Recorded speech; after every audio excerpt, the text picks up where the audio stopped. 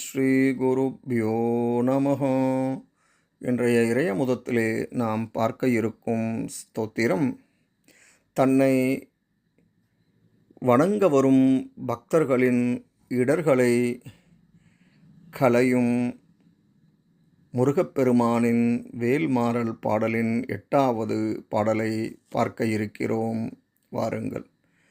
ஓம் வேலும் மயிலும் சேவலும் துணை. ஓம் வேலும் மயிலும் சேவலும் துணை. திருத்தணியில் உதித்தருளும் ஒருத்தன்மலை விருத்தமென உளத்தில் உரை கருத்தன்மயில் நடத்து குகன் வேலே. துதிக்குமடி எவர்க்கொருவர் கெடுக்க இடர் நினைக்கினவர் குலத்தை முதல் அறக்கலையும் எனக்கோர் துணையாகும். துதிக்குமடி எவர்க்கொருவர் கெடுக்க இடர் நினைக்கினவர் குலத்தை முதல் அறக்கலையும் எனக்கோர் துணையாகும். துதிக்குமடி எவர்க்கொருவர் கெடுக்க இடர் நினைக்கினவர் குலத்தை முதல் அறக்கலையும் எனக்கோர் துணையாகும்.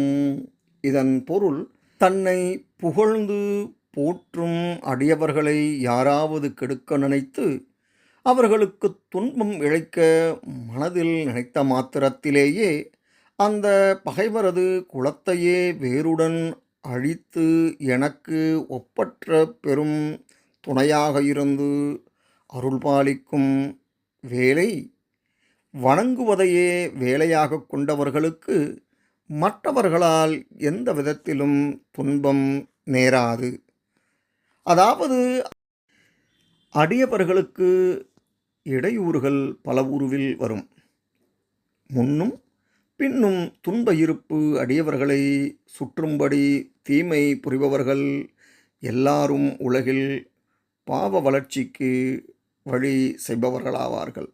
ஆதலால் அவர்கள் பரம்பரையை வேரோடு களைந்தாலன்றி சிவ ஞானப்பயிர் செழித்து வளராது.